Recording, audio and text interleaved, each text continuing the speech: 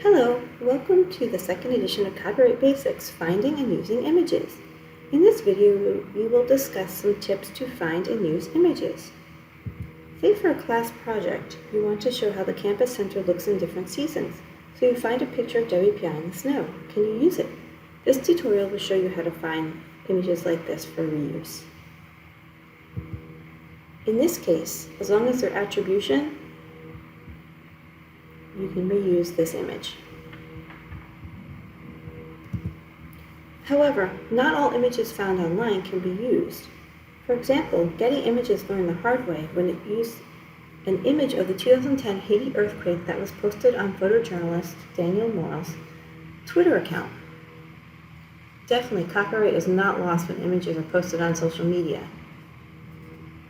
The jury ended up awarding $1.2 million in damages.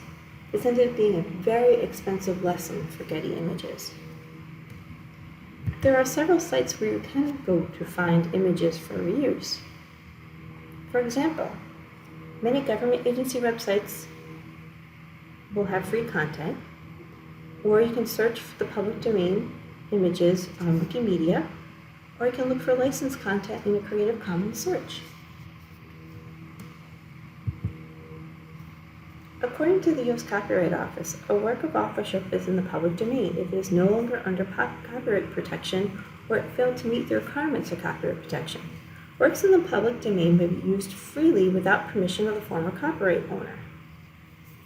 Currently, images that are in the public domain were works created before 1925.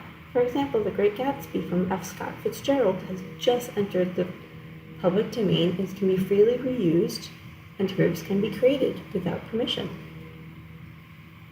Some materials that are not protected by copyright include most works published by the U.S. federal government, unless stated otherwise, basic statistics and data, although complex expressions and visuals might be protected, ideas or unwritten procedures, unwritten methods, systems, or unwritten discoveries. Basically, works not fixed in tangible form, not written down, not recorded, are items that do not have copyright or are in the public domain. Another way to find images is to do a Creative Commons search. A Creative Commons is a nonprofit organization that has tools to help share your work. It has standardized licenses that allow the owners of creative works to share their content for others to discover and collaborate on images, video, music, research, and educational texts. There are 4 components of Creative Commons licenses, which can be mixed and matched to create 6 open licenses. Basically, with the more components, the more copyright restrictions. Many of these licenses allow reuse with attribution. But what is attribution? It is giving credit where credit is due. A basic attribution contains the title, author, source, URL or HTML, and type of license. There is more information on Wikimedia Commons or Creative Commons. So if there is no license and is not in the public domain, can you still use it? It depends. You can ask the author for permission. You can send an email or a letter stating who you are, what it is you want to reuse, how you're using it, and why. Just keep records. There are sample letters that can be used as a model template. Another way to obtain permission is to check with the Copyright Clearinghouse. This applies for many journal articles and books. The link would be need to be filled out, get rights and content. You would fill out the information and request to retain a license for use if allowed. How can you figure out who owns the image? This might require being a good sleuth. Check the notes on the bottom of the web page or around. Try a reverse image search or in either Google Images or Bing.